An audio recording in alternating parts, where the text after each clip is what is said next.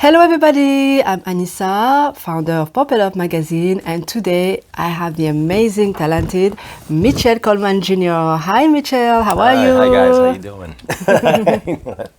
So this month's December edition is on the cover and is bringing you a large serving of holiday fun. Hey, tell me about yourself, Michel. Well, my name is Mitchell Coleman Jr. I was born in Mississippi, raised in Cuba, Alabama.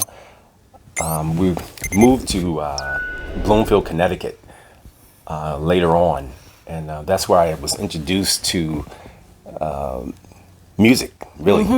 My neighborhood that I lived in, friends of mine, a guy named Greg Carrington, was a bass player in that neighborhood, and it was amazing. And if you're out there, Greg, thank you. He was an amazing bass player, and it really inspired me. I really liked that sound, and I just fell in love with it. And later, another friend of mine, Kevin Weaver Bay, Kevin Weaver Bay is the one that actually taught me how to actually play a song for the first time. And that song was Just the Two of Us by Grover Washington on the Wine Light album.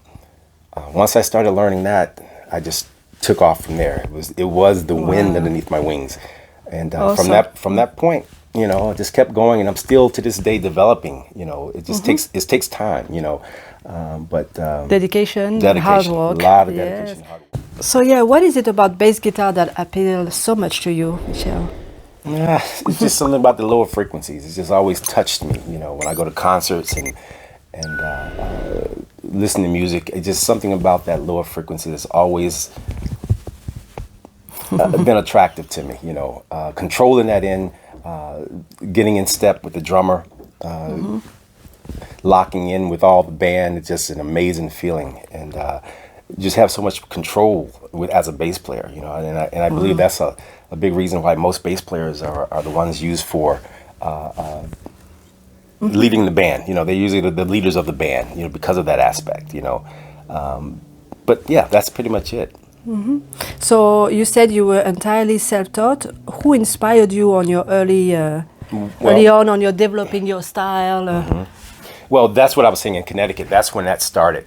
In Alabama, I wasn't really introduced to music too much at that time, but in Connecticut, Greg Carrington was a very big influence for me, bottom line. And listening to groups at that time, the 70s and 80s, groups like Slave, Stone Jam, Louis Johnson, and of course Larry Graham Central Station. And later on, what attracted me as far as the jazz is concerned is the Marcus Miller. Marcus Miller's and his collaboration with Miles Davis, that was a big one for me. And also before that, the stuff he did with David Sanborn, Straight to the Heart, things like that, that kept me practicing for hours. Oh wow! For hours, yeah.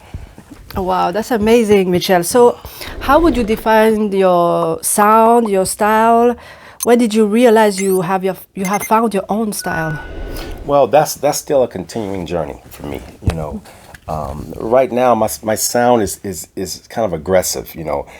Because of my influences as a young student. Hearing Mark Adams from Slave and like I said, Larry Graham. It's more of an aggressive type of style. And as I develop, I'm developing more with theory, modes and scales and things like that, which is it's kind of boring to to sit there and woodshop on, but it's necessary to add flavor to your style. But right now, my style is a little aggressive, thumping funk, fusion with jazz. But it's a journey. I'm just continually flowing with it. But like I said before, I'm hungry, and I'm just developing as I go.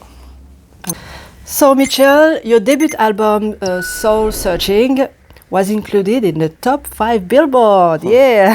How did that recording and your collaboration with the legendary Motown producer Michael B. Sutton come about? Yeah, well, we started off.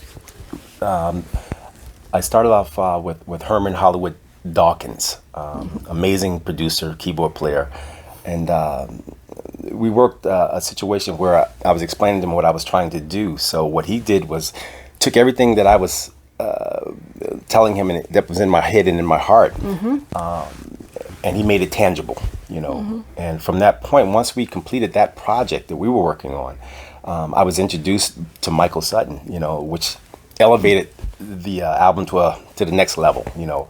And from that point, me and Mike never left each other. You know, that barn of people that he has with him, they're amazing top level musicians. So That's true. it helps me to grow and develop myself.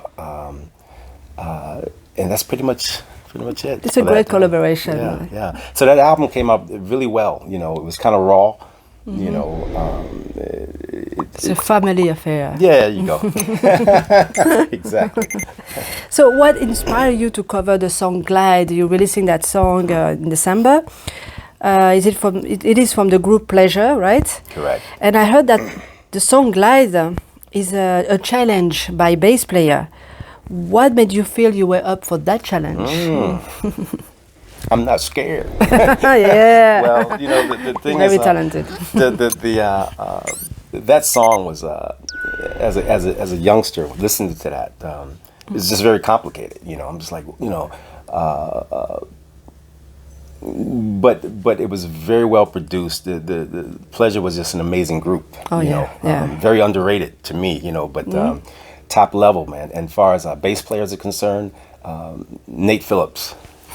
Love you, brother. It was amazing and still is, you know. So that was not even a question. If there was a song to remake, it had to be that one. That was a challenge, you know. And we met it on, and with Michael and the guys in this, it just made it very easy to do, you know. Awesome. Yeah, very fun. I hope you guys enjoy it. It is amazing. Thank you. We're gonna play a snippet after the interview. You're gonna love it. Michel, you know, Pop It Up magazine, we have lots of independent artists. Some of them are just starting, musicians, singers, and we have some also artists who just starting playing the bass. So what advice would you give to those independent artists who just starting playing the bass, learning the bass, the basics, and also what kind of bass would you recommend they should get first? Gotcha.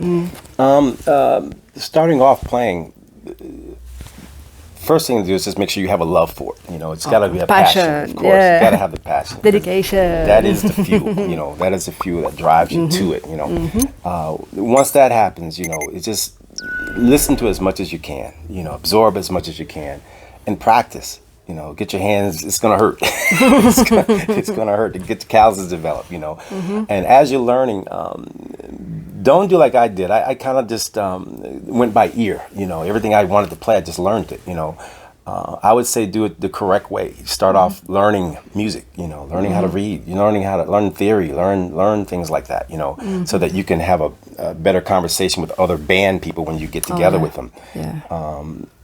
And as far as basses or instruments to purchase, what you can afford, you know, if you can't afford it, I would start off with the standards like the Fenders and things like that, which most studios tend to love their sound, you know. But it's not a matter of the instrument as much as it is you developing your skill and your craft, you know. And that's pretty much it, you know. Just dedicate yourself to it, and what would you think they should learn on for that? For you, for example, you were talking about Miles Davis, Marcus Miller. Which song should they practice? One of the greats that not too difficult, but not too easy. You know, to start learning and get into it. You know, well, I think the easy or the difficulty really relies. It kind of comes from the passion that you have, whatever music you enjoy. You know, you know, whether it's country, whether it's funk, whether it's jazz, whatever grabs you. You know, you're gonna dive into that. But I would say overall, try to listen to a little everything, you know, kind of fit in, because you'll be more valuable in the long run, unless you're going to develop your own band or something like that. But if you want to be a player that is picked up and used by a lot of people, you got to listen to a lot of stuff. You know, that's just the bottom line. You know. So you mean for recording studios and recording session? Of course, that's a great advice. Yes. So Michel, What recording or project are you currently working on? What is on horizon that fans should know about? Well, right now I'm working on a song called Glide. It's a remake of the 70s, 80s band Pleasure. It was been a bucket list song of mine for a long time. And it turned out really well, really good. I was really pleased with it. It on the MitchellColemanJr.com website, and it will be released in all digital platforms in December sometime. But right now, you can find it at MitchellColemanJr.com and purchase it. Okay, but you should be well pleased. Those that know the song, I think they will like it, and I would love to hear your comments about it if you could. And you come at the right time because you're gonna dance. You know, we're in a holiday season. There's lots of party going on, and you're gonna certainly play that song, Glide, Glide, Yes. Glide on by. I just love it. So you have an album coming out, dedication, right? Correct. This song Glide is going to be part of the album dedication. It's a dedication to my mother, who passed recently of breast cancer.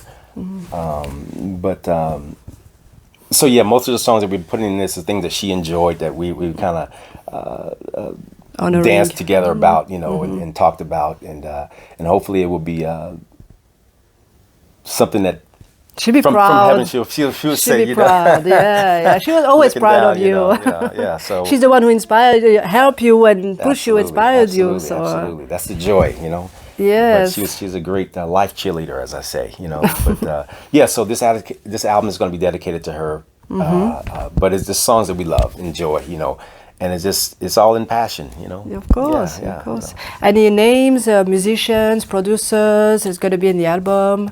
Yeah, of course, Michael B. Sutton is going to produce Of the course. album. We have Tommy Organ on guitar. He Tommy played- Organ, he yeah. played with everybody, He from played with Michael Michael Jackson, Jackson, everybody, you know. We got we got George on drums, Timbali on percussion. Percussions? Absolutely. Yes. And me on bass. Of course. Who else? That's it. And also the very important Hiroshi Upshur on piano and arrangements. Yeah, the you know. keyboard and arrangement, yes. Correct. Yes. And the horn player. Fernando Harkless, yes. And the vocal too. Yeah. Of course. Yeah. And Nisa. we have background vocalists like who? We have Anissa. course. The French Connection. And also Michael B. Sutton. And, Yes, and Dionja? Fernando Hark. Dionja, she will be on the album. Yes, Deonja's definitely going to be on the album. Amazing background vocalist, Amazing right? She worked with so many names. Yes. And she was on the Soul Searching album also. Oh, you yes, know, true. so- And in the music video, right? Yes, absolutely. Yes, she was on Flow. On Correct. Flow. Right, Yeah, you should right. check it out. The music video is awesome. and, Flow. I'll put a That's it. snippet. There you go.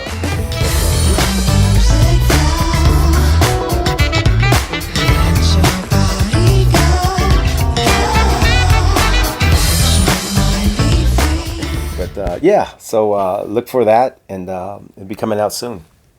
You know. Check it out.